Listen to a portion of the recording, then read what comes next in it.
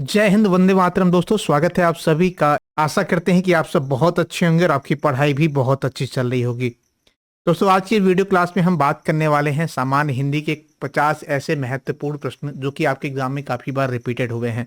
तो कहीं ना कहीं आज की ये क्लास आपके लिए महत्वपूर्ण इसलिए होने वाली है क्योंकि सामने आपके एसएससी जीडी और यूपी कांस्टेबल के एग्जाम लगे हुए हैं। तो हमने प्रीवियस ईयर प्रैक्टिस सेट से वही प्रश्नों को लिया है जो प्रश्न काफी बार आपके एग्जाम में पूछे गए हैं। सारे प्रश्नों को हम जो है छानबीन कर सारे घटोल के मतलब जितने कह सकते हैं उसके जितने भी फैक्ट डिटेल बन सकते हैं उन सभी डिटेल के साथ हम बात करने वाले हैं। तो चलिए क्लास को शुरू करें। उससे पहले कि जो लोग हमसे नए जुड़े हैं, अगर अभी तक चैनल को सब्सक्राइब नहीं किया है तो चैनल को सब्सक्राइब कर दें, साथ ही साथ क्लास को शेयर करना ना भूलें। चलिए बात कर लेते हैं आज के पहले प्रश्न की। पहला प्रश्न आपके स्क्रीन पर रहा। आपको बता दें, यहाँ पर हमने 50 प्रश्नों को लिया है और इन 50 प्रश्नों में आप ये मान के चलिए कि आप एग्जाम हॉल में बैठे हैं और 50 प्रश्नों को आप ईमानदारी के साथ करिएगा और इन 50 प्रश्नों में आपने कितने प्रश्नों का सही जवाब दिया है ये आप हमें कमेंट बॉक्स में जरूर बताया करिए। तो पहला प्रश्न आपके स्क्रीन पर रहा कि अभ्यागत शब्द का पर्यायवाची क्या होता है। अतिथि होता है, पुरोहित होता है, सूर्यसुत होता है या एक सुतता होता है। बताइए अभ्यागत शब्द का पर्यायवाची क्या होता है। आपको बता दें, हर एक प्रश्न के लिए आपको जो है 10 सेकंड का समय मिलेगा। आप इन 10 सेकंड में हमें ये जवाब जरूर बताएं कि अभ्यागत शब्द का जो है पर्यायवाची क्या होता है। बताइए अभ्यागत शब्द का पर्यायवाची क्या होता है। क्लास को शेयर कर दीजिएगा, आप लोग क्लास को शेयर करते जाइएगा। बताइए अभ्यागत शब्द का पर्यायवाची क्या होता है। ठीक है, गौरव जी, शालू, गौरव, अनीश, चलिए बताइए अभ्यागत शब्द का पर्यायवाची क्या होता है। तो बात कर ले अगर हम अभ्यागत शब्द के पर्यायवाची की, तो अभ्यागत शब्द का जो पर्यायवाची होता है दोस्तों वो होता है अतिथि होता है। क्या होता है? अतिथि होता है। ऑप्शन नंबर हम जाएंगे किसके साथ? एक के साथ। अब आप कहेंगे कि भैया कि अतिथि का अन्य क्या हो सकता है पर्यायवाची, तो ये भी हम आपको बताएंगे। अतिथि हम किसे कहते हैं? जब हमारे घर पे कोई गेस्ट आता है जिसे हम मेहमान कहते हैं, अभ्यागत कहते हैं या आगंतुक कहते हैं या पाहुना कहते हैं। अगर आप मिथिला की तरफ चले जाएंगे या कह सकते हैं बिहार, ठीक है, तो पाहुन कहते हैं। ठीक है, पाहुना अतिथि को। ठीक, अब बात आई कि पुरोहित को फिर क्या कहते हैं, इसका पर्यायवाची भी बता दीजिए आप लगे हाथ। तो इंद्र को हम पुरोहित के नाम से भी जानते हैं। काफी बार आपके एग्जाम में पूछा गया है कि इंद्र का पर्यायवाची क्या है। ऑप्शन दिया रहेगा पुरोहित दिया रहेगा या पुरंदर दिया रहेगा, देवराज दिया जाए रहेगा। तो आपको जब देवराज, पुरंदर, इंद्र, महेंद्र, पुरोहित ये दिख जाए तो आप आंख बंद करके इंद्र के पर्यायवाची पे टिक कर दीजिए अगर इंद्र का पर्यायवाची पूछ रहा है। तो फिर आप कहेंगे भैया सूर्य सुत का पर्यायवाची क्या होता है। तो सूर्य सुत की अगर हम पर्यायवाची की बात कर लें तो सूर्य सुत हम किसे कहते हैं? कर्ण को कहते हैं। किसे कहते हैं भैया? कर्ण को कहते हैं। तो कर्ण को अंगराज भी कहते हैं, सुतपुत्र भी कहते हैं और रवि सुत कहते हैं। रवि सुत यानी भगवान सूर्य के पुत्र। ठीक, अब बात आती है फिर एक सूत्रता की। बताइए पर्यायवाची क्या होता है। तो एक सूत्रता की अगर हम पर्यायवाची की बात करें तो एकता, एका, सहपति, ये सब क्या है? ये एक सूत्रता के पर्यायवाची हैं। आपके एक प्रश्न से कम 5 से 6 प्रश्नों का उत्तर दिया है। ठीक, अगर इससे रिलेटेड जितना मैंने अगर आपको बताया तो आशा करते हैं अगर आप नोट डाउन भी कर लिए होंगे तो इससे रिलेटेड जो भी फैक्ट अगर आपके एग्जाम में आ गया तो आप टिक करके आएंगे। ठीक, बात कर लेते हैं अगले प्रश्न की। अगला प्रश्न आपके स्क्रीन पर रहा।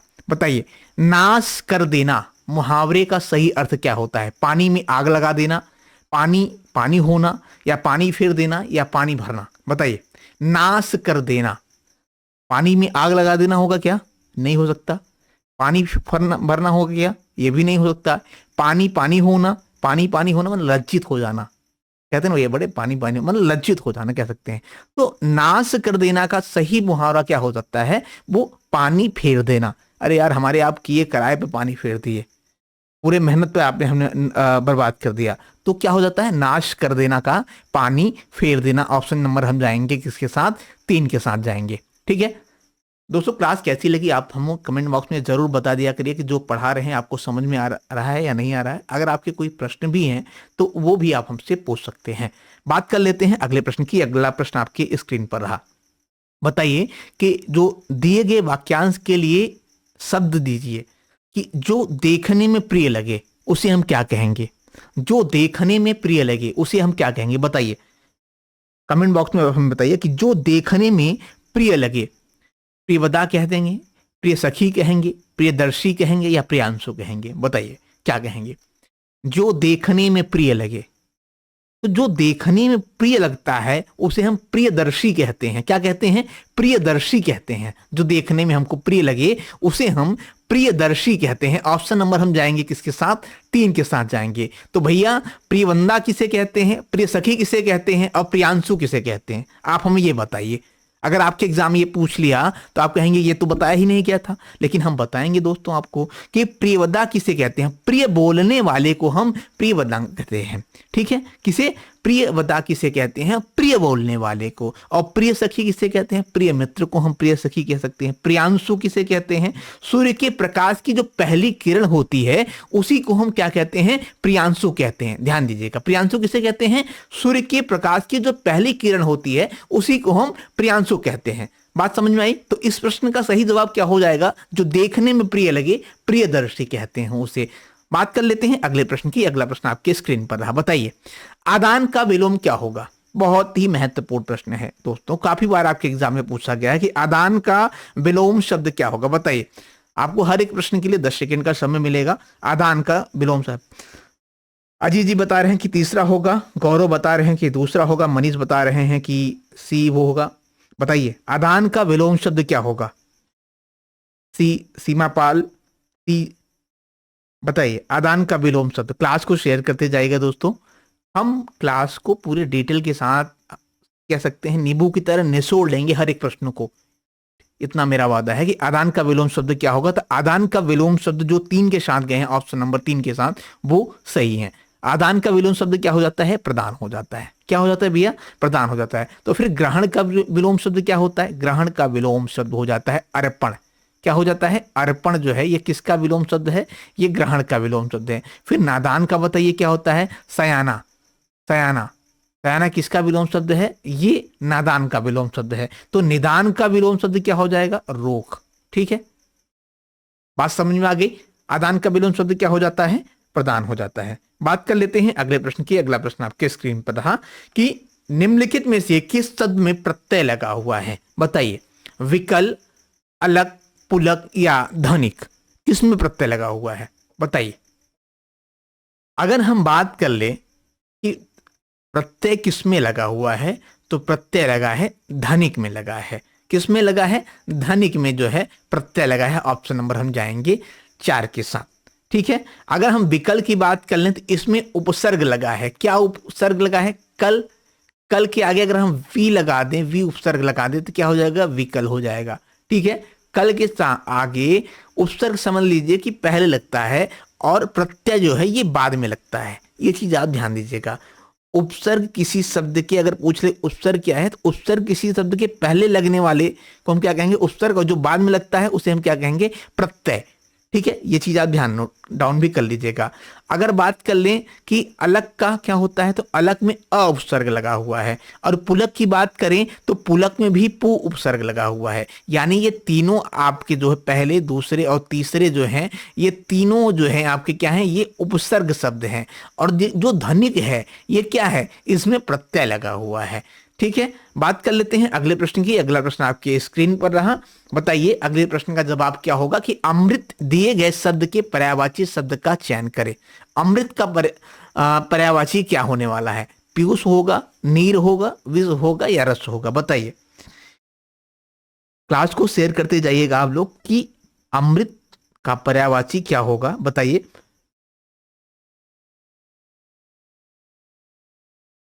बताइए अमृत का पर्यायवाची क्या होगा?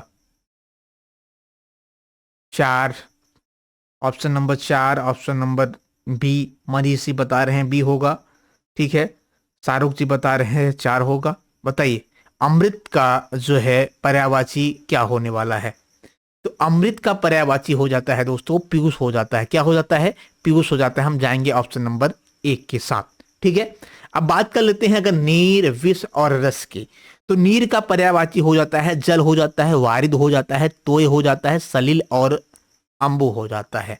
ठीक है, अगर विष की बात कर ले, आपसे एग्जाम में पूछ ले भैया विष का क्या होता है, तो विष का जहर होता है, हलाहल होता है।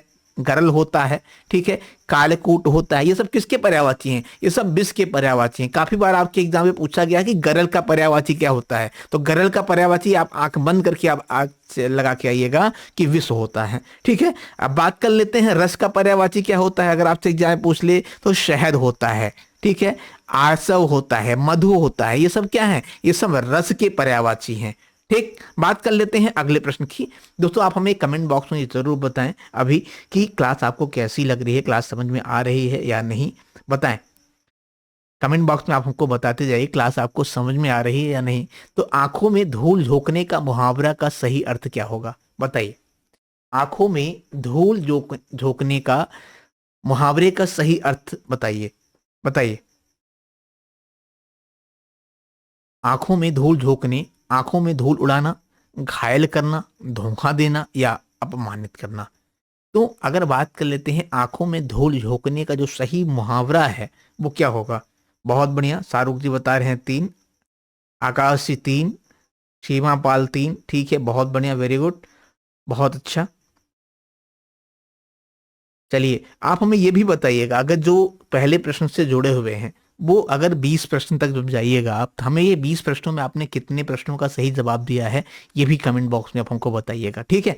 तो बताते हैं कि आंखों में धूल झोंकने का सही जो मुहावरा होगा वो क्या होगा? धोखा देना हो जाएगा। क्या होगा भैया? धोखा देना हो जाएगा। ऑप्शन नंबर हम जाएंगे 3 के साथ, जाएंगे किसके साथ? 3 के साथ जाएंगे, ठीक है। अगर बात कर ले अपमानित करना तो इसका हो जाता है इज्जत उतारना, और घायल करना कि क्या हो जाता है? हड्डी पसली चूर चूर कर देना। ये चीज आप ध्यान दीजिएगा कि घायल होने का मुहावरा क्या होता है? हड्डी पसली चूर चूर कर देना। और इज्जत उतारना किसका हो जाता है? अपमानित करने का क्या होता है? इज्जत उतारना। बात कर लेते हैं अगले प्रश्न की। अगला प्रश्न आपके स्क्रीन पर रहा। शुद्ध शब्द का चयन कीजिए, बताइए। शुद्ध शब्द का चयन कीजिए, इसमें कौन सा शुद्ध शब्द है? बताइए, फटाफट बताइए। 8वें का आंसर बताइए आप लोग हमें। बहुत बढ़िया, 8वें का आंसर बताइए। क्लास आपको कैसी लग रही है आप हमें ये भी कमेंट बॉक्स में बता दीजिएगा। 8वें का आंसर शुद्ध शब्द का चयन कीजिए। तो शुद्ध शब्द इसमें कौन से हैं? मार्गदर्शक होता है शुद्ध शब्द। मार्गदर्शक नहीं होता है, मार्गदर्शक नहीं होता है, मार्गदर्शक नहीं, क्या होता है? मार्गदर्शक होता है। ऑप्शन नंबर हम जाएंगे किसके साथ? 4 के साथ जाएंगे दोस्तों। किसके साथ जाएंगे? 4 के साथ जाएंगे। बात कर लेते हैं अगले प्रश्न की। अगला प्रश्न आपकी स्क्रीन पर रहा। किस क्रम में देश शब्द है? बताइए, किस क्रम में देशज शब्द हैं? क्लास को शेयर कर दीजिएगा। जो बच्चे अगर एसएससी जीडी या कह सकते हैं यूपी कांस्टेबल की तैयारी कर रहे हैं उनके लिए ये क्लास बहुत ही महत्वपूर्ण होने वाली है। हमने उन्हीं प्रश्नों को लिया है, उन्हीं तरीके के प्रश्नों को लिया है जो कि आपके एग्जाम में ज्यादातर पूछे जाते हैं। तो बताइए इस प्रश्न का आंसर क्या होने वाला है? देशज शब्द पूछ रहा है इसमें। तो मछली क्या देशज है क्या? नहीं, देशज शब्द होता क्या है आप हमें ये बताइए। तो देशज शब्द जो देशी भाषा, जो हमारे बोलचाल की भाषा हो, ठीक है, हिंदी से निकली हुई बोलचाल, गांव की भाषा, उसी जैसे लोटा हो गया, कलछुल हो गया, चौखट हो गया, ये सब क्या है? ये सब देशज शब्द हैं दोस्तों। तो यहाँ पे भोदू हो गया, भोदू क्या है? देशज शब्द है। ऑप्शन नंबर 2 आपका सही है, ठीक है। अच्छा, मछली और अग्नि और अक्ष की बात कर लें, अगर इनके बारे में बात कर लेते हैं कि ये क्या है।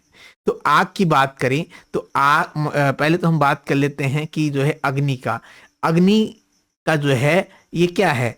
ये तस्तम है, लेकिन इसका जो है तद्भव क्या हो जाता है? आग हो जाता है। अच्छी क्या है? तस्तम है, इसका जो है तद्भव क्या हो जाता है? आंख हो जाता है, ठीक है। बात कर लेते हैं अगले प्रश्न की। अगला प्रश्न आपके स्क्रीन पर रहा कि प्रेम पूर्वक शब्द किस क्रिया विशेषण से संबंधित है? बताइए, प्रेम पूर्वक शब्द किस क्रिया विशेषण से संबंधित है?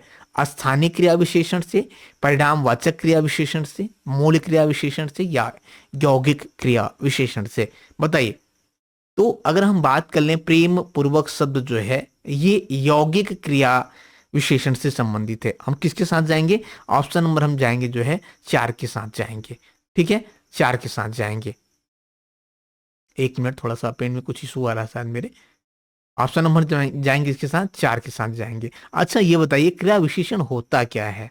ये भी आप जान लीजिए कि क्रिया विशेषण वह शब्द है जो हमें क्रिया की विशेषता बताए, उसी को हम क्या कहते हैं, क्रिया विशेषण कहते हैं। ठीक है, बात कर लेते हैं अगले प्रश्न की। अगला प्रश्न आपके स्क्रीन पर है कि आरोही क्रम का विलोम क्या होगा। आरोही क्रम का विलोम क्या होगा, बताइए। आरोही क्रम का विलोम क्या होता है? तो आरोही क्रम का विलोम होता है अवरोही होता है। क्या होता है? अवरोही होता है। ऑप्शन नंबर हम जाएंगे किसके साथ? 4 के साथ जाएंगे। आरोही क्रम का विलोम क्या हो जाता है? आरोही का विलोम हो जाता है अवरोही हो जाता है। ठीक है, और अवरोहण का विलोम क्या होता है? फिर आपसे पूछ ले एग्जाम में तो क्या बताएंगे? अवरोहण का विलोम शब्द होता है आरोहण होता है और रोहण होता है। क्या होता है? आरोहण और रोहण जो है ये अवरोहण का विलोम शब्द है। ठीक है, अब बात कर लेते हैं अवरोही का क्या हो जाता है। तो मैंने अभी बताया, जिसका अर्थ होता है चढ़ने वाला। ठीक है, अवरोही का विलोम शब्द आरोह होता है और उतार का विलोम शब्द क्या हो जाता है? चढ़ाव हो जाता है। ठीक, बात समझ में आई। बात कर लेते हैं अगले प्रश्न की। अगला प्रश्न आपके स्क्रीन पर रहा। बताइए कि रिक्त स्थानों की पूर्ति करना है। तो जैसे ही अध्यापक महोदय आए, कक्षा डैश हो गई। तो क्या हो गई? जंगली हो गई। कच्छ बच्चे जंगली हो गए क्लास के, या शांत हो गए, या भवंद हो गए, या छुट्टी हो गई। तो बताइए क्या होगा? तो जब अध्यापक महोदय कक्षा में आते हैं तो हमेशा कक्षा पहले क्या हो जाती है? शांत हो जाती है। शोर शराबा अगर क्लास में होती होगी तो कक्षा क्या हो जाती है? शांत हो जाती है। यानी ऑप्शन नंबर हम जाएंगे किसके साथ? 2 के साथ जाएंगे। ठीक है, बात कर लेते हैं अगले प्रश्न की। अगला प्रश्न आपके स्क्रीन पर रहा। बताइए, निष्फल दिए गए शब्द में उपयुक्त संधि का नाम बताइए।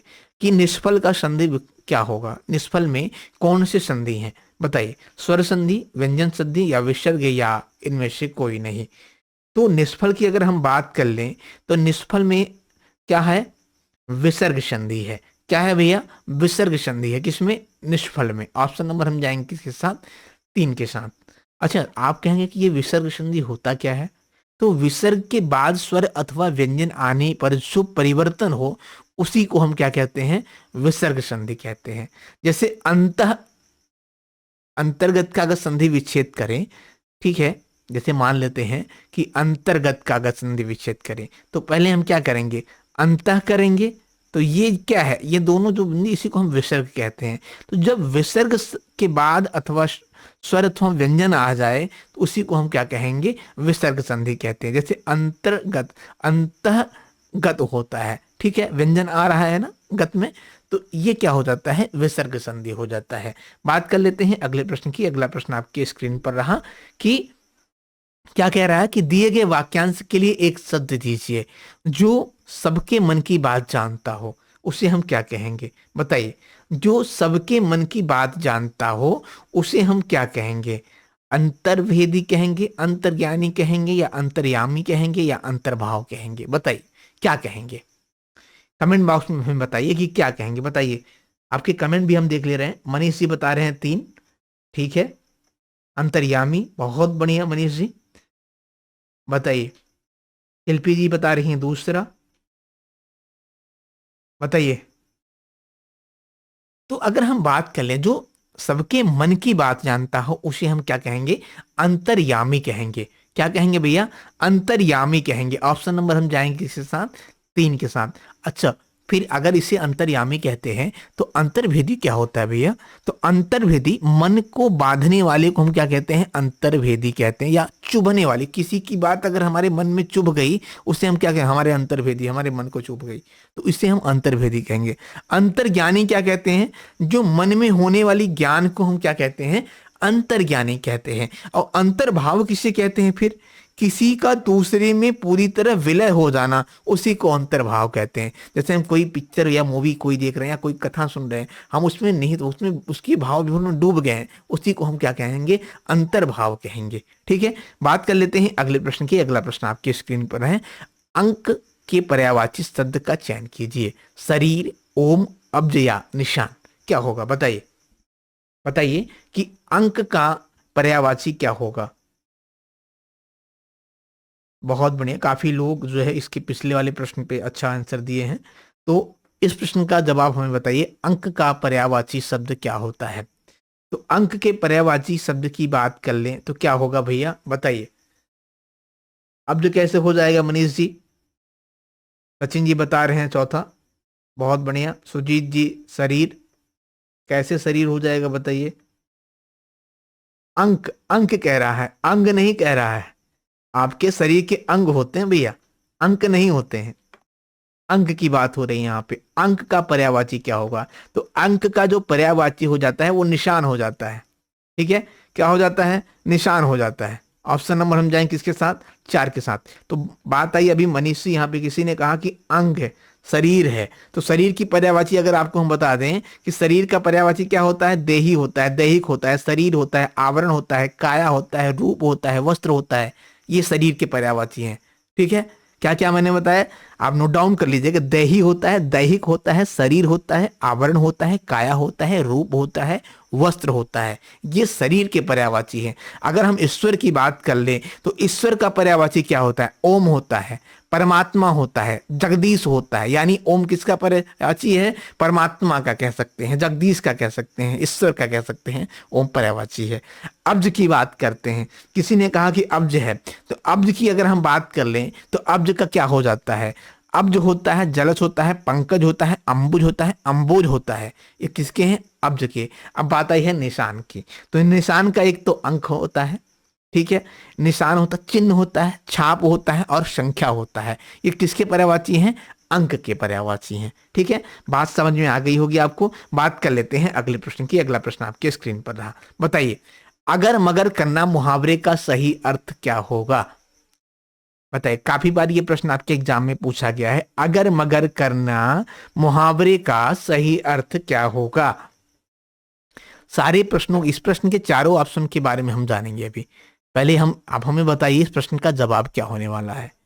अगर मगर करना, कहते हैं ना गांव में, बड़े अगर मगर कर रहे हो यार, हमारा काम वो नहीं करवाओगे क्या? मतलब अगर मगर करना, बहाने बनाना। ठीक है, क्या होता है? बहाने बनाना। किसी काम को अगर कोई कह रहा है उसे ना करना, कह देना भैया हमको इतनी बजे तो हमको यहाँ से वहां जाना था, उस टाइम हम नहीं मिल पाएंगे। भले से वो घर पे बैठे रहे, मूवी देख रहे हो, रील चला रहे हो, लेकिन क्या करते हैं? बहाना। आजकल के दोस्त ऐसे ही चल रहे हैं। ठीक है, तो अगर मगर करना बहाने बनाना हो जाता है। ऑप्शन नंबर हम जाएंगे किसके साथ? 4 के साथ जाएंगे। तो कहेंगे कि इधर की बात उधर करने वाले को हम क्या कहेंगे? चुगली करना। जो इधर की बात उधर करता हो, चुगली करना हो। तो कुछ दोस्त होते हैं ना आपके चुगली करने वाले, ना, ये वही होते हैं जो चुगली करते हैं। आपकी बात उनसे, उनकी बात इनसे, उसी में क्या करते हैं? लफड़ा। ठीक है, कपट करना, बताइए, चालसाजी करना हो जाता है। कपट करने का क्या होता है? चालसाजी करना हो जाता है। और अगर बात कर ले हम कि व्यर्थ समय गंवाना, तो समय बर्बाद करना। किसी के पीछे, आज के युवा मोबाइल के पीछे समय बर्बाद कर रहे हैं, तो उसे हम क्या कहेंगे? व्यर्थ समय गंवाना। यानी किसी के समय अपना बर्बाद करना है। आज के ज्यादातर बच्चे reel, mobile, short, movie, video, chat, यही इसी में व्यस्त हैं, पढ़ाई में नहीं व्यस्त हैं। अगर अपने समय को आपको बनाना है ना, तो आप अपने जो समय जो बर्बाद करते, उसी बर्बाद समय को अपने बर्बाद करना है तो पढ़ाई में करिए, फालतू जगह पे ना करिए। ठीक है, अगर मगर करने का मुहावरे का सही अर्थ मैंने क्या बताया? बहाने बनाना। बात कर लेते हैं अगले प्रश्न की। अगला प्रश्न आपकी स्क्रीन पर रहा कि निम्नलिखित में से शुद्ध वर्तनी का चयन कीजिए। बताइए, क्षेत्र, दैत्र, छत्र या क्षेत्र, क्या हो जाएगा?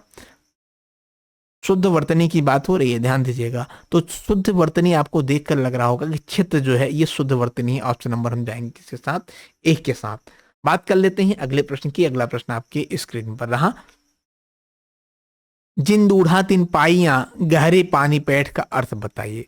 जिन दूढ़ा तिन पाइयां गहरे पानी पैठ का अर्थ बताइए, क्या होगा? परिश्रम का फल अवश्य मिलता है, पानी में डूबना, परिश्रम करते रहना या जल समाधि ले लेना। बताइए क्या होगा? परिश्रम का फल अवश्य मिलता है। ऑप्शन नंबर हम जाएंगे किसके साथ? एक के साथ। जिन दूढ़ा तिन पाइयां गहरे पानी पैठ का सही अर्थ क्या है? परिश्रम का फल अवश्य मिलता है, इसका सही अर्थ है।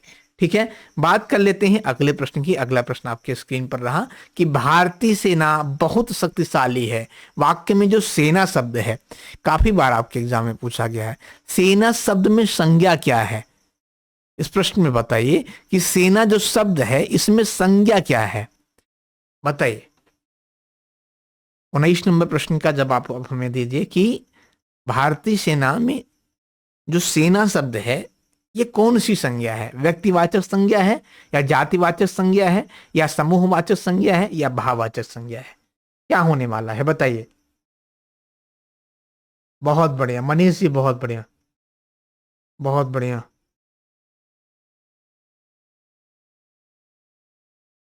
उस सीमापाल, बहुत बढ़िया, आप लोगों का सही जवाब आ रहा है कि सेना जो है ये एक जो है समूहवाचक संज्ञा है। क्या कह सकते हैं? समूहवाचक संज्ञा। अगर कभी कभी आपके एग्जाम में यहाँ पे पूछ ले समुदायवाचक संज्ञा, तो आप उसे ही टिक कर दीजिएगा। ठीक है, क्या हो गया? ये ऑप्शन नंबर हम जाएंगे इसके साथ, 3 के साथ जाएंगे कि जो सेना शब्द है इसमें क्या है? समूहवाचक संज्ञा है। ठीक है, अच्छा आप हमें बताइए कि समूहवाचक संज्ञा होता क्या है? आपका प्रश्न है कि समूहवाचक संज्ञा होता क्या है। फिर अगर समूहवाचक संज्ञा की बात करें कि जिन संज्ञा शब्दों में किसी भी व्यक्ति या वस्तुओं या समूहों का बोध हो, उसी को हम क्या कहते हैं? जो है समूहवाचक संज्ञा कहते हैं। कि जिन संज्ञा शब्दों में या जिन संज्ञा में जो है किसी व्यक्ति का, वस्तु के समूह का बोध हो, उसी को हम क्या कहते हैं? जो है समूहवाचक संज्ञा। जैसे गुच्छा, गुच्छा एक समूह है। श्रृंखला, शकड़ी की जो श्रृंखला कह सकते हैं, चैन की जो श्रृंखला कह सकते हैं, या एक स्कूल की जो लाइन लगी है इसकी जो श्रृंखला कहते हैं, ये सब क्या है? ये समुदायवाचक हैं। कक्षा, कक्षा में बहुत से बच्चे हैं। ठीक है, तो ये क्या है? समुदाय है। पुस्तकालय, पुस्तकालय में बहुत सी किताबें हैं, तो क्या हो जाएगा? समूह हो जाएगा ना। एक समूह में किताबें रखी हुई है ना, तो क्या हो जाएगा? पुस्तकालय समूहवाचक संज्ञा हो जाएगा। सेना क्या हो गया? समूहवाचक। मंडली समूहवाचक। परिवार समूहवाचक। ठीक है, अंगूर के गुच्छे समूहवाचक। ये सब क्या है? समूहवाचक संज्ञा हो जाएंगे। बात कर लेते हैं अगले प्रश्न की। अगला प्रश्न आपके स्क्रीन पर रहा। बताइए, सकर्मक क्रिया वाला वाक्य छाटिए। क्या है बताइए? राजू सदा रोता रहता है, हरीश बस पर चढ़ गया है, या कैलाश छत से गिर पड़ा है, या सतीश ने केले खरीदे। बताइए। तो सकर्मक क्रिया की बात कर लें तो पहले हम जान लेते हैं सकर्मक क्रिया कहते किसे हैं, उसके बाद इस प्रश्न का जवाब हम दे लेंगे आराम से। सकर्मक क्रिया की अगर हम बात कर लें दोस्तों, तो सकर्मक क्रिया जो है जिस क्रिया का फल कर्ता पे ना पड़कर जो है कर्म पर पड़े, उसी को हम क्या कहते हैं? सकर्मक क्रिया कहते हैं। समझ में आया? नहीं आया? समझ में आया? नहीं आया भैया? दूसरे शब्दों में समझते हैं। जब क्या, किसे, किसको इत्यादि प्रश्न में उत्तर मिले तो वह सकर्मक क्रिया कहते हैं। तो यहाँ पे क्या मिल रहा है? क्या राजू सदा सोता है, हरीश बस पर चढ़ गया, सकर्मक है? नहीं। कैलाश छत पर से गिर गया? नहीं। सतीश ने केले खरीदे, सतीश ने क्या खरीदे? केले खरीदे। ठीक है, ऑप्शन नंबर हम जाएंगे इसके साथ जो है 4 के साथ जाएंगे। इसके साथ जाएंगे 4 के साथ जाएंगे। बात कर लेते हैं अगले प्रश्न की। अगला प्रश्न आपकी स्क्रीन पर है। प्रेममय शब्द में उपसर्ग है। प्रेममय शब्द में कौन सा उपसर्ग प्रयुक्त हुआ है? बताइए। मय, यय, या अ, या अय। बताइए क्या है? तो प्रेममय शब्द की अगर हम बात कर लें, बताइए फटाफट। आप लोग आंसर 4 बता रहे हैं काफी लोग। 4, 1, बहुत बढ़िया, बहुत बढ़िया। जो 1 के साथ जा रहे हैं काफी लोग, बहुत बढ़िया। 1 के साथ जो जा रहे हैं वो बहुत सही है। मैं, प्रेममय, मय शब्द जो है इसमें उपसर्ग लगा हुआ है। ठीक है, ऑप्शन नंबर जाएंगे इसके साथ, 1 के साथ जाएंगे। बात कर लेते हैं दोस्तों अगले प्रश्न की। अगले प्रश्न की अगर हम बात करें उससे पहले आप हमें ये बताइए कि आपने इन 21 प्रश्नों में कितने प्रश्नों का सही जवाब दिया है? बताइए, आपने इन 21 प्रश्नों में कितने प्रश्नों का सही जवाब दिया है? बहुत बढ़िया, सीमा पाल जी 4 प्रश्न बता रही हैं शायद। बताइए। शेर शब्द का पर्यायवाची नहीं है इसमें पूछ रहा है। प्रश्न पे आप बाद में जाइएगा, पहले आप हमें कमेंट बॉक्स में बताएं कि जो है आपने इन 21 प्रश्नों में कितने प्रश्नों का सही जवाब दिया है। बहुत बढ़िया, बहुत बढ़िया, 20। वाह, अच्छी बात है। चलिए बताइए इस प्रश्न का जवाब क्या होने वाला है। शेर शब्द का पर्यायवाची नहीं पूछ रहा है।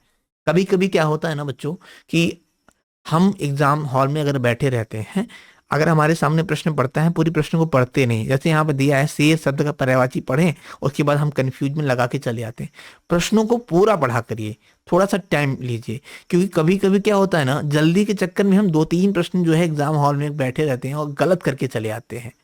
तो अगर आप प्रश्नों को, आपके 1-2 प्रश्न छूट जाएं चल जाएंगे, लेकिन आपके प्रश्न पढ़ने का जो समय है तो उससे क्या होता है कि आपका प्रश्न अच्छा हो जाता है। तो शेर शब्द का पर्यायवाची यहाँ पे पूछ रहा है कि नहीं है, तो शेर शब्द का जो पर्यायवाची है वो किंकर नहीं है। ठीक है, तो आप कहेंगे तो किंकर किसका पर्यायवाची है भैया? ये ऑप्शन नंबर 1 सही है। शेर का पर्यायवाची नहीं है तो किंकर किसका पर्यायवाची है? किंकर का पर्यायवाची होता है सेवक होता है, दास होता है, नौकर होता है, गुलाम होता है। ये सब क्या है? ये किंकर के पर्यायवाची हैं। बात कर लेते हैं अगले प्रश्न की। अगला प्रश्न आपकी स्क्रीन पर रहा, बताइए।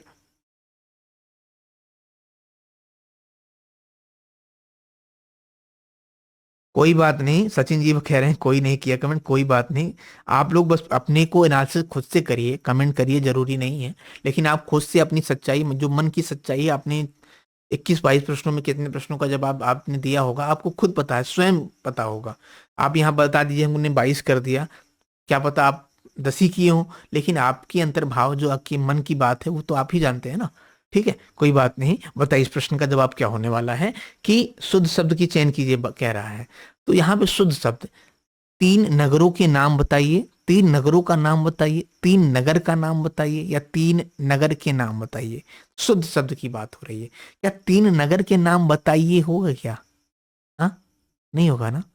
तो इस प्रश्न का जो सही जवाब है, सीधे हम आंसर पे आते हैं, 3 नगरों के नाम बताइए होता है कभी भी। ठीक है, बात कर लेते हैं इस प्रश्न के जवाब की, तो ऑप्शन नंबर 1 सही है। अगले प्रश्न की बात कर लेते हैं, रेलगाड़ी शब्द का सही समास विग्रह क्या होगा? बताइए, रेलगाड़ी शब्द का सही समास विग्रह क्या होने वाला है? बहुत बढ़िया। रेलगाड़ी शब्द का सही समास विग्रह क्या होने वाला है?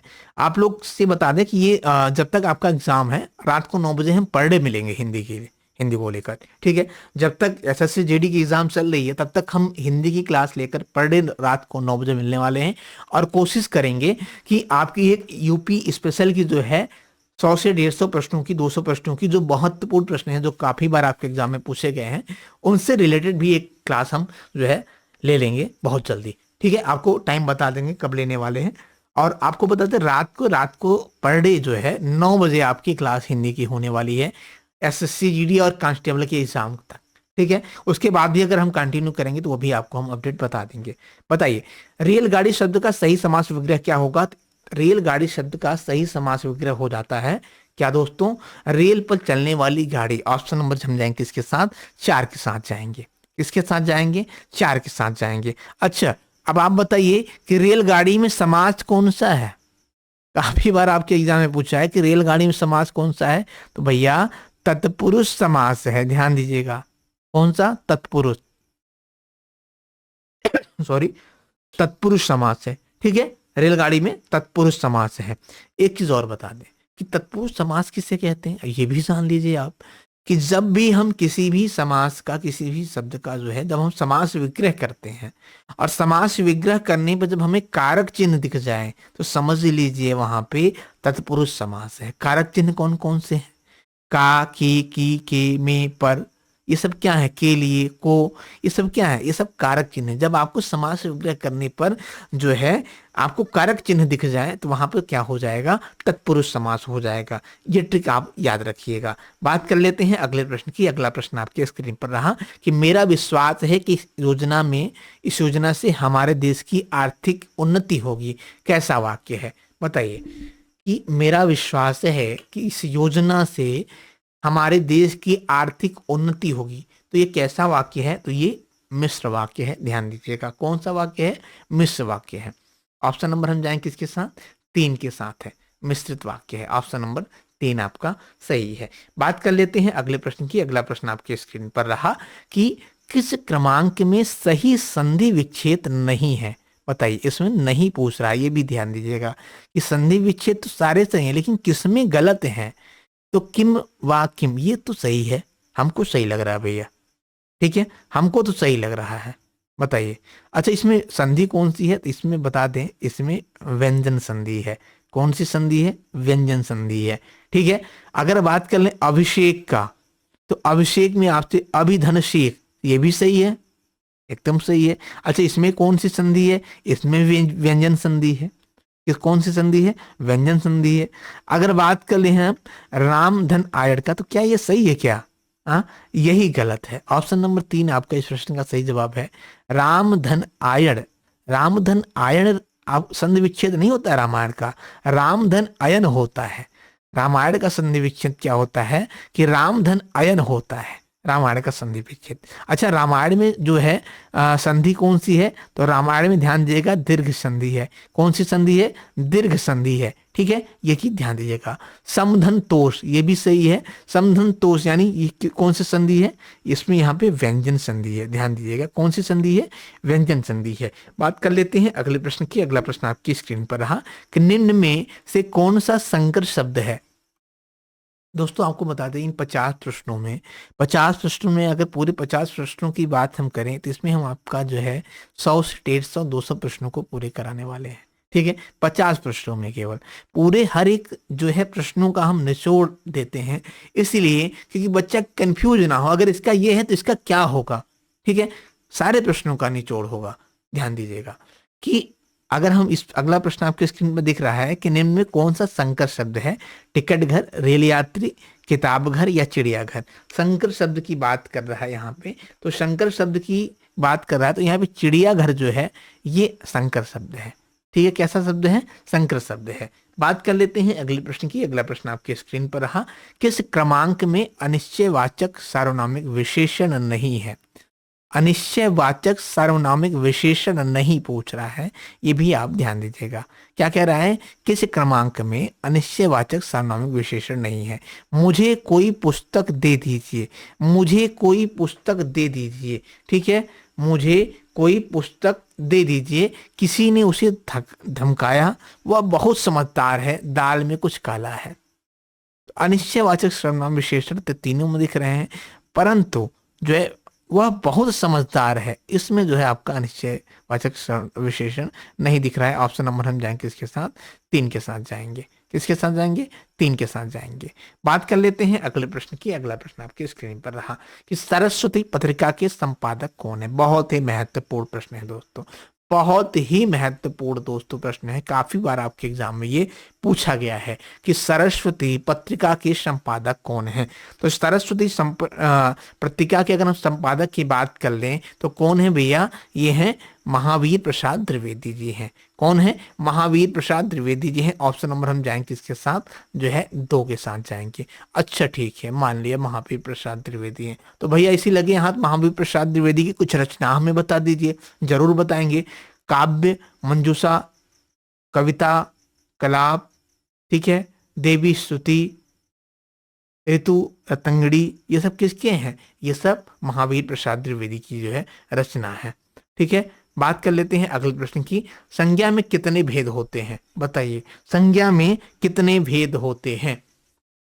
तो संज्ञा में अगर हम बात कर लें तो संज्ञा में कुल कितने भेद होते हैं? बताइए आप हमें कमेंट बॉक्स। आपके हम कमेंट नहीं पढ़ पा रहे हैं बच्चों, अगर कमेंट पढ़ने लगे तो थोड़ा सा टाइम चला जाता है ज़्यादा, इसी वजह से हम कमेंट नहीं देख रहे हैं आपके। ठीक है, बताइए संज्ञा के कितने भेद है? तो संज्ञा के अगर हम भेद की बात करें तो संज्ञा के कुल 5 भेद होते हैं। ऑप्शन नंबर हम जाएंगे किसके साथ? 3 के साथ। ठीक है, 3 के साथ जाएंगे। संज्ञा के कुल कितने भेद होते हैं? संज्ञा के कुल 5 भेद होते हैं। कौन कौन सी संज्ञा होती है भैया? व्यक्तिवाचक संज्ञा होती है, जातिवाचक संज्ञा होती है, समूहवाचक संज्ञा होती है, द्रव्यवाचक संज्ञा होती है, और होती है आपका भाव्यवाचक संज्ञा होती है। कौन कौन से? व्यक्तिवाचक, जातिवाचक, समूहवाचक, द्रव्यवाचक और भाववाचक संज्ञा, ये संज्ञा के भेद हैं। बात कर लेते हैं अगले प्रश्न की। अगला प्रश्न आपकी स्क्रीन पर रहा कि मेरी कक्षा में 50 विद्यार्थी हैं, में विशेषण है। बताइए, संख्यावाचक विशेषण है, गुणवाचक विशेषण है, परिणाम बोधक विशेषण है, या सार्वनामिक विशेषण है? तो कैसा विशेषण है आप हमें कमेंट बॉक्स में बताएं कि मेरी कक्षा में 50 विद्यार्थी हैं। मेरी कक्षा में 50 विद्यार्थी हैं। तो यहाँ पे बात आ रही है कि 50 विद्यार्थी, जब संख्या की बात आ जाए तो वहां पे क्या हो जाएगा, आंख बंद कर कर आप जो है संख्यावाचक विशेषण पे टिक कर दीजिएगा। ठीक है, आपके प्रश्न में ही जो है जवाब है। संख्यावाचक की बात करें तो यहाँ पे क्या हो जाएगा, संख्यावाचक विशेषण हो जाएगा। ठीक है, अब बताइए कि भैया कि ये संख्यावाचक विशेषण होता क्या है। तो संख्यावाचक विशेषण की बात कर लें तो वह विशेषण शब्द जो है जिनकी संख्या व सर्वनाम में संख्या का बोध हो। तो यहाँ पे संख्या का बोध हो रहा है तो क्या हो जाएगा, आपका संख्यावाचक विशेषण हो जाएगा। अच्छा, ये दो प्रकार के होते हैं, ये आप नोट डाउन कर लीजिए। आपसे पूछ ले कि संख्यावाचक विशेषण कितने प्रकार के होते हैं, तो ये दो प्रकार के होते हैं। कौन कौन कौन, निश्चित संख्यावाचक विशेषण और अनिश्चित संख्यावाचक विशेषण। निश्चित संख्यावाचक विशेषण जैसे किसी चीज के 1 किलो चीनी, 1 किलो आटा, ठीक है, 4 गुना, दुगुना, तिगुना, 5 गुना, 6 गुना, 8 गुना, जहां पे फिक्स हो, उसकी वैल्यू फिक्स हो, तो वहां पे क्या हो जाएगा, निश्चित संख्यावाचक विशेषण हो जाएगा। लेकिन जहां पे अनिश्चित की बात कर रहे हैं अब हम, कि अनिश्चित संख्यावाचक विशेषण की, तो जहां पे जैसे थोड़ा थोड़ा, अब कितना थोड़ा ये जरूर, ये हमें तो नहीं मालूम है ना, कितना थोड़ा, कुछ अधिक, कितना अधिक नहीं पता है, उसकी क्वांटिटी नहीं पता है ना कि कितना। अभी मैंने बताया निश्चित में क्या है कि क्वांटिटी पता है, 1 किलो, 2 किलो, 3 किलो, 4 किलो, ठीक है, 4 गुना, 5 गुना, 6 गुना। लेकिन जो है अनिश्चित संख्यावाचक में क्वांटिटी नहीं पता होता है। जब जैसे थोड़ा पूछ ले, अधिक कर दे, कुछ, अत्यंत, काफी, पूरा, ये सब क्या है, ये सब जो है अनिश्चित संख्यावाचक है। जब आपको ये सब वर्ड दिखता है, जैसे राहुल ने मोहन को थोड़ा सा किताब, थोड़ा सा दूध दिया। अब थोड़ा कितना दिया ये जरूरी नहीं है, ये तो पता नहीं है ना, थोड़ा दिया, तो यहाँ पे क्या हो जाएगा, अनिश्चित संख्यावाचक हो जाएगा। ठीक है, बात कर लेते हैं अगले प्रश्न की। अगला प्रश्न आपके स्क्रीन पर रहा, बताइए कि आपे में आना मुहावरे का अर्थ व्यक्त करता है। होश में आना, काबू में ना रहना, बेहोश हो जाना, बहुत गुस्से में आना। बताइए, आपे में आना मुहावरे का सही अर्थ व्यक्त करता है, क्या करता है बताइए, आप हमें कमेंट बॉक्स में बताइए, फटाफट बताइए दोस्तों कि आपे में आना मुहावरे का सही अर्थ व्यक्त करता है, क्या होगा। क्लास को शेयर कर दीजिएगा, और जितने लोग जुड़े हैं अभी हमसे, केवल यहाँ पे लाइव जो दिख रहे हैं 41 लोग दिख रहे हैं, लेकिन जो है लाइक जो आपका आया है वो आया है केवल 34। तो क्लास को लाइक कर दीजिएगा। हमारी मेहनत पे जो है आपके जो लाइक, शेयर या सब्सक्राइब मिलते हैं, इन्हीं से थोड़ा सा मोटिवेट होते हैं हम लोग, की जो है बच्चे हमसे जुड़ रहे हैं, यानी हम कुछ अच्छा दे रहे हैं मटेरियल। ठीक है, तो क्लास को लाइक जरूर कर दीजिएगा एक बार आप लोग, कि आपे में आना मुहावरे का अर्थ व्यक्त करता है, बताइए। तो आपे में आना मुहावरे का जो सही अर्थ होता है, होश में आना। कहते हैं लड़ाई झगड़ा, अरे अपने आपे में आ जाओ, होश में आ जाओ। ठीक है, होश में आना, ऑप्शन नंबर हम जाएंगे किसके साथ, एक के साथ जाएंगे। अच्छा, काबू में ना रहना का क्या हो जाता है मुहावरा, तो इसका मुहावरा होता है आपे से बाहर।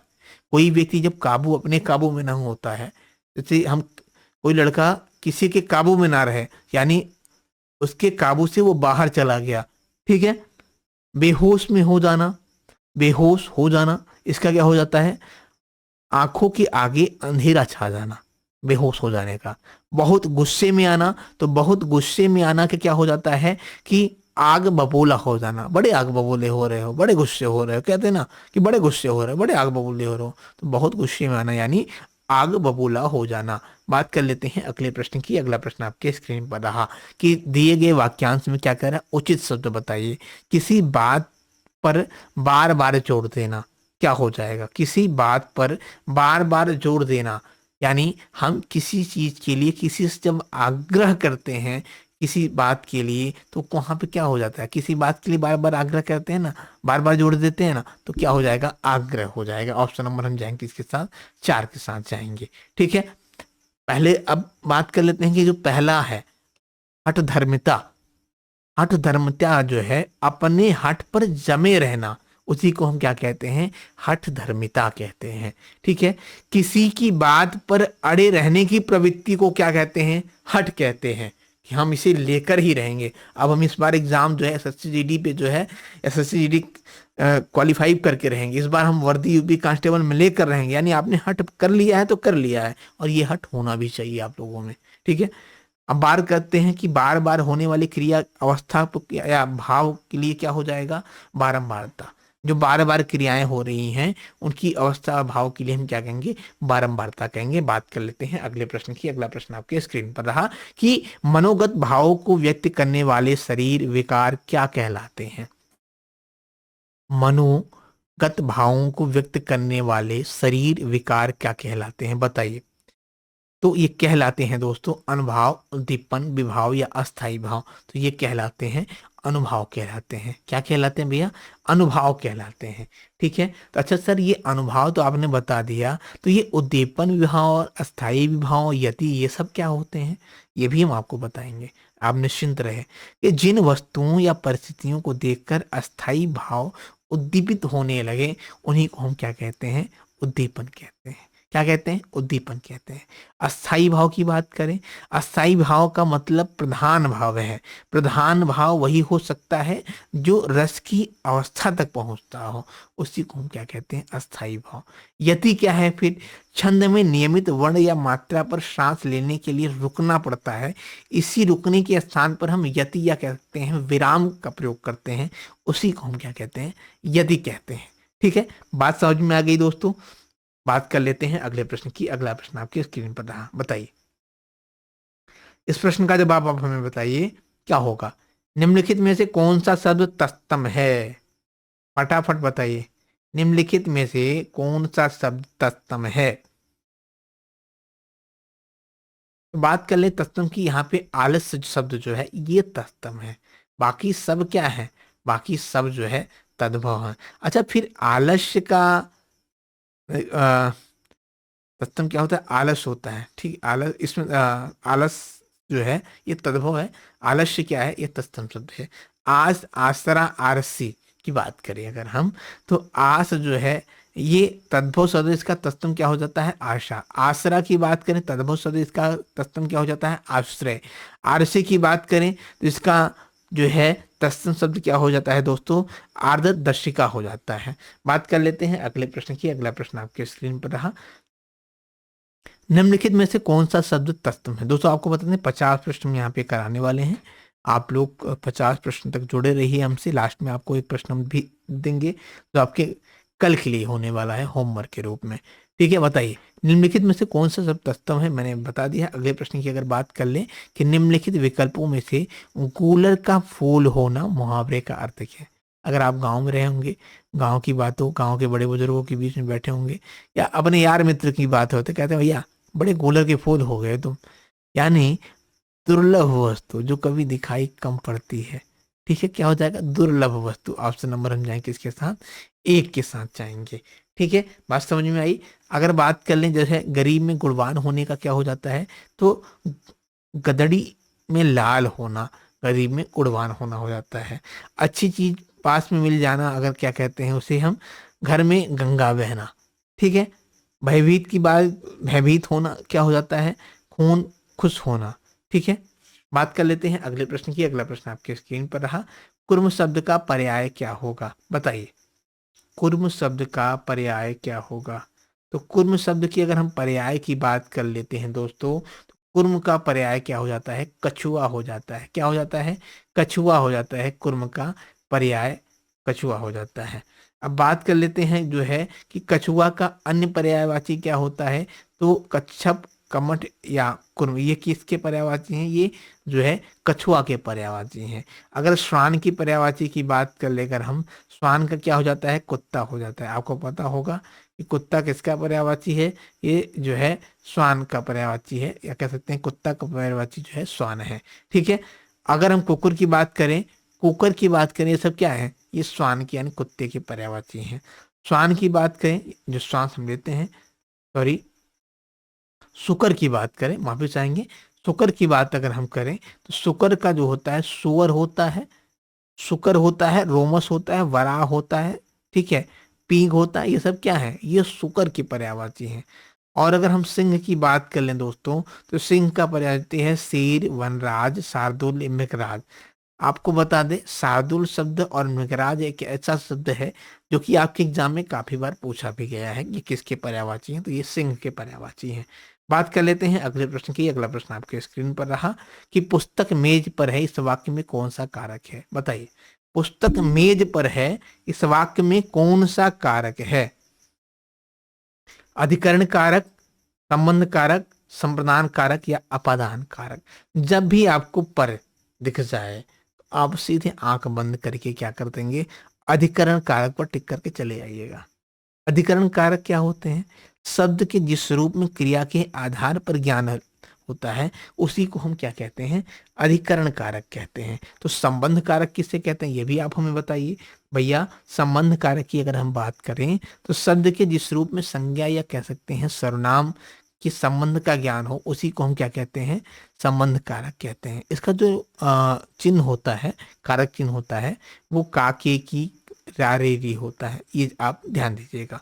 संप्रदान कारक की अगर हम बात कर लें, जिसके लिए कुछ किया जाए या जिसको कुछ दिया जाए इसका बोध हो उसी को हम क्या कहते हैं, संप्रदान कारक कहते हैं। अपादान कारक की अगर हम बात कर लें तो अपादान का अर्थ होता है अलग होना, यानी जिस संज्ञा अथवा वह सर्वनाम में क्या होता है, अलग भाव, अलग होने का ज्ञात हो या अलग किया जाने की भाव उत्पन्न हो, उसी वहां पे क्या हो जाएगा, अपादान। इसका जो है विभक्ति चिन्ह क्या हो जाता है आपसे पूछे तो से, इसका जो है एक प्रकार से विभक्ति चिन्ह है।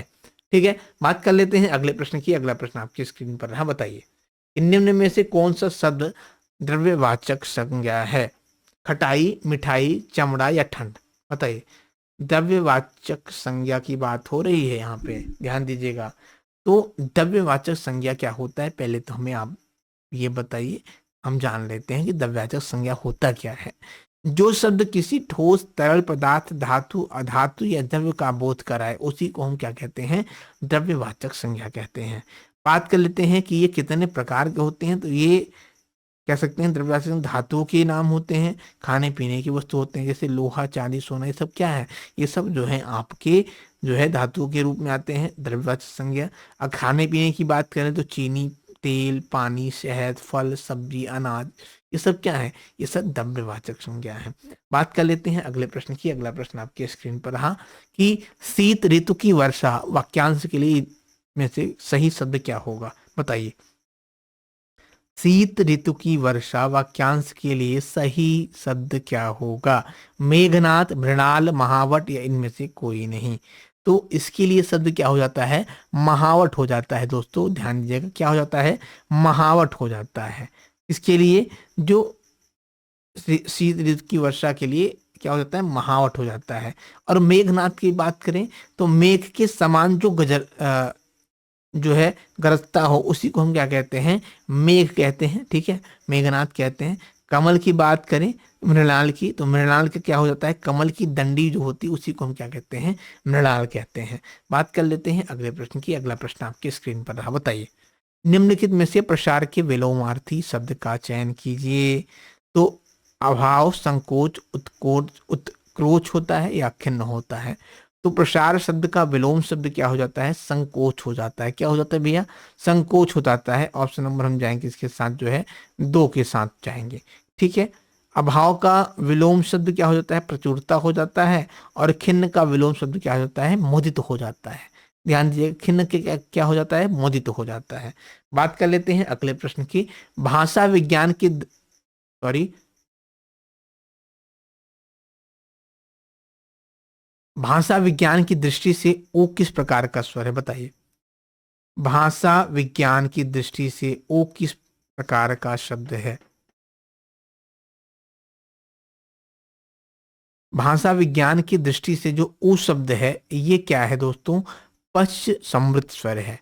क्या है, पश्च समृद्ध स्वर है। अच्छा, तो ये पश्च समृद्ध स्वर क्या होता है, आप हमें ये बताइए।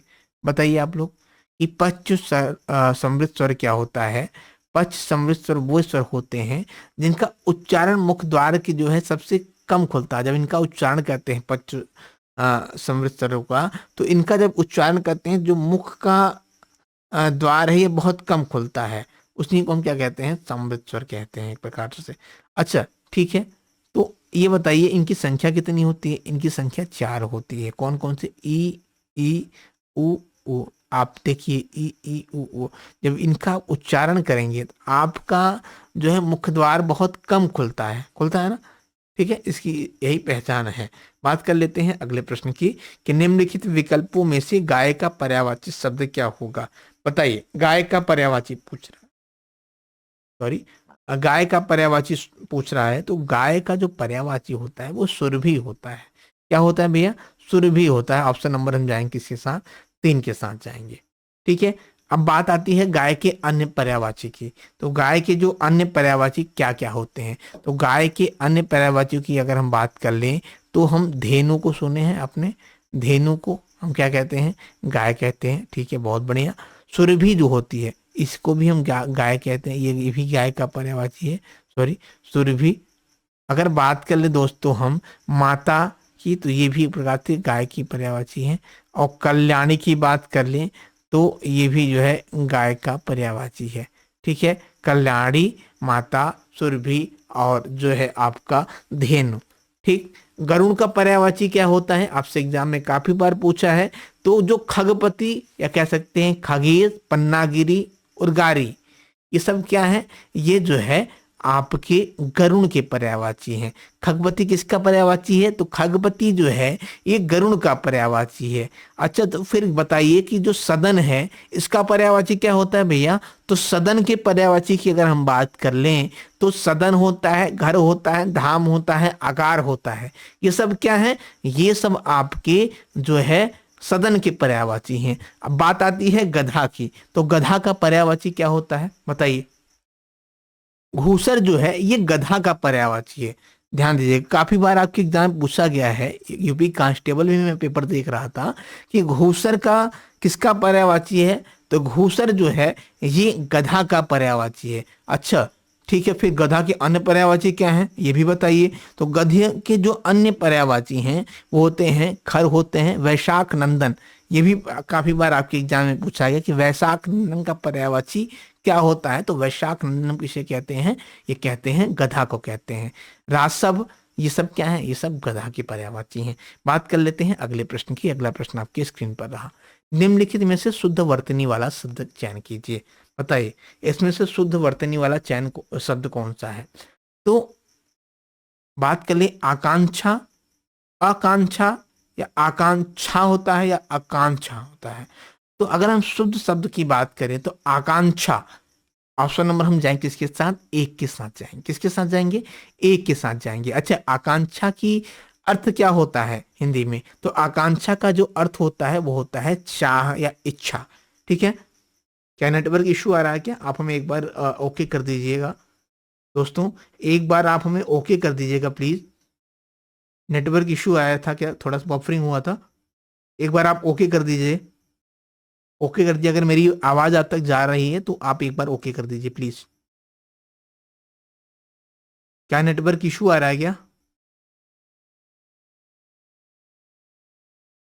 चलिए बात कर लेते हैं अगले प्रश्न की। अगला प्रश्न आपकी स्क्रीन पर रहा कि तनुजा तट तमाल तरुवर बहु छाए, झूके कुल सो जल परशन हित मनहु सुहाए। इसमें कौन सा अलंकार है? बताइए, इसमें कौन सा अलंकार है? तो इसमें ध्यान दीजिएगा, उत्प्रेक्षा अलंकार है। ठीक है, क्या है? उत्प्रेक्षा अलंकार है भैया, उत्प्रेक्षा अलंकार है। अब हम कैसे समझेंगे कि ये यहाँ पे उत्प्रेक्षा अलंकार है? तो उत्प्रेक्षा अलंकार की एक ट्रिक होता है, जब आपको जनहु जानो, मनहु मानो, ज्यों, ठीक है, ये नई, इव, निश्चित, ये शब्द अगर आपको दिख जाए तो वहां पे आप आंख बंद करके जो है उत्प्रेक्षा अलंकार करिएगा। ठीक है, क्या कर देंगे? उत्प्रेक्षा अलंकार कर देंगे। बात कर लेते हैं अगले प्रश्न की। अगला प्रश्न आपके स्क्रीन पर रहा दोस्तों। चंद्रगुप्त नाटक के रचनाकार कौन है? अज्ञेय हैं, जयशंकर हैं, सौमित्रानंद पंत हैं, या मैथिली शरण गुप्त हैं? तो चंद्रगुप्त नाटक के जो रचनाकार हैं ये कौन है भैया? ये जयशंकर जी हैं। कौन है? जयशंकर जी हैं। तो अच्छा, फिर बताइए जयशंकर जी के कुछ अन्य रचना जो आपके एग्जाम में पूछता हो उसे बता दीजिए। सबसे महत्वपूर्ण रचना मानी जाती है झरना। ठीक है, ये काफी बार आपके एग्जाम में पूछी है, झरना। आंसू, आंसू भी एक ऐसा जयशंकर प्रसाद जी की रचना है जो कि आपके एग्जाम में पूछा गया है। अन्य रचनाओं जैसे लहर हो गया, कामायनी हो गया, कंगाल हो गया, आधी, इंद्रजाल, तितली, इरावती, ये सब किसकी रचना है? ये जयशंकर की रचना है, जिसमें झरना, आंसू, लहर, कामायनी, कामायनी भी काफी बार आपके एग्जाम में पूछा गया है। ये सब प्रश्न आप नोट डाउन भी कर लीजिएगा। बात कर लेते हैं अगले प्रश्न की। अगला प्रश्न आपके स्क्रीन पर रहा कि सोरठा छंद के सम चरणों में कितनी मात्राएं होती हैं? 12, 16, 13, 24। बताइए, सोरठा और छंद के चरणों में कितनी मात्राएं होती हैं? तो बात कर लेते हैं, सोरठा और छंद के जो है चरणों में कुल 13 मात्राएं होती हैं। कितनी होती हैं भैया? 13 मात्राएं होती हैं। अच्छा, 13 होती हैं, हाँ जी जरूर। तो सोरठा की बात कर लेते हैं, होता क्या है? सोरठा दोहा के ठीक विपरीत होता है, अर्थात इसके प्रथम और जो है तृतीय चरण में 11 मात्राएं होती हैं और द्वितीय और चतुर्थ चरण में 13 मात्राएं होती हैं। किसके? दोहा के, ठीक है, सॉरी, सोरठा के। सोरठा के जो है प्रथम और तृतीय में 11 मात्राएं और द्वितीय और चतुर्थ में 13 मात्राएं होती हैं सोरठा के। बात कर लेते हैं अगले प्रश्न की। अगला प्रश्न आपके स्क्रीन पर रहा दोस्तों। अद्भुत रस का अस्थाई भाव क्या है? क्रोध, उत्साह, व्यस या भय? तो अद्भुत रस का जो अस्थाई भाव होता है वो क्या हो जाता है दोस्तों? वो हो जाता है आपका विस्मय हो जाता है। ऑप्शन नंबर हम जाएंगे 4 के साथ, ठीक है। क्रोध की बात कर लें तो इसका अस्थाई भाव होता है रौद्र होता है। उत्साह की बात करें तो वीर हो जाता है। भय की बात करें तो भयानक हो जाता है, ठीक है। बात कर लेते हैं अगले प्रश्न की। अगला प्रश्न आपकी स्क्रीन पर रहा कि राज्यपाल में कौन सी संज्ञा है? व्यक्तिवाचक संज्ञा है, जातिवाचक संज्ञा है, या भाववाचक संज्ञा है, या समूहवाचक संज्ञा है? तो बात कर ले अगर हम राज्यपाल की, तो राज्यपाल क्या है? एक जाति को डिनोट करता है, एक जात की बात हो रही है, ठीक। कई राज्यपाल हैं, एक नहीं कई हैं, ठीक है। तो ये जात की बात हो रही है, व्यक्ति विशेष की बात नहीं हो रही है, या कोई समूह की बात नहीं हो रही है, ठीक। अगर बात कर लेते हैं कि जातिवाचक संज्ञा होती क्या है, तो सॉरी, जातिवाचक संज्ञा की पहले बात कर लेते हैं। तो जातिवाचक संज्ञा वे संज्ञा होती हैं जो वस्तु या स्थान की संपूर्ण जाति का बोध कराए, उसी को हम जातिवाचक संज्ञा कहते हैं। जैसे जूता, तलवार। जूता तो कई प्रकार के होते हैं ना, जूता कई रेड चिप के होते हैं, टेप के होते हैं, एडिडास के होते हैं, प्यूमा के होते हैं, कई होते हैं। तो ये सब क्या है? जातिवाचक संज्ञा हम चलाएंगे वस्तुओं में। कलम, कुर्सी, घड़ी, तलवार, ये सब क्या है? जातिवाचक संज्ञा है। पशु पक्षी के नाम क्या है? जातिवाचक संज्ञा आते हैं, ठीक है। संबंधियों या पदों के नाम जो है जातिवाचक संज्ञा में आते हैं। भाई बहन, अध्यापक, मंत्री, ठग, मैनेजर, ये सब क्या है? जातिवाचक संज्ञा है। प्राकृतिक तत्वों के नाम जो है ये भी जातिवाचक संज्ञा है। जैसे भूकंप आ गया, सुनामी आ गया, ये सब क्या है? ये सब जातिवाचक संज्ञा है, ठीक है। बात, इस प्रश्न के सही जवाब क्या है दोस्तों? ऑप्शन नंबर जो है आपका 2 सही है, जातिवाचक संज्ञा, ठीक है, जातिवाचक संज्ञा। दोस्तों अब बात कर लेते हैं आज की आखिरी प्रश्न की। आखिरी प्रश्न का जवाब आप हमें कमेंट बॉक्स में देंगे। अगर आपको इसका जवाब नहीं आता है तो आप निश्चिंत रहिए, इस प्रश्न को हम कल से एक बार लास्ट में बता देंगे कि सही में किस समास का उदाहरण है। दोस्तों आशा करते हैं क्लास आपको अच्छी लगी होगी। क्लास कैसी लगी कमेंट बॉक्स में हमें जरूर बताएं। मिलते हैं एक नई वीडियो सेशन के साथ, तब तक के लिए धन्यवाद। जय हिंद, वंदे मातरम, राधे राधे।